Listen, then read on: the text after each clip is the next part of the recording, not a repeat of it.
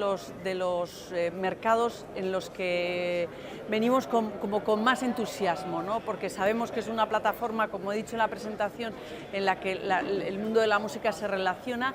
Hay un vínculo además muy importante que siempre ha habido y ha existido entre la música vasca y catalana.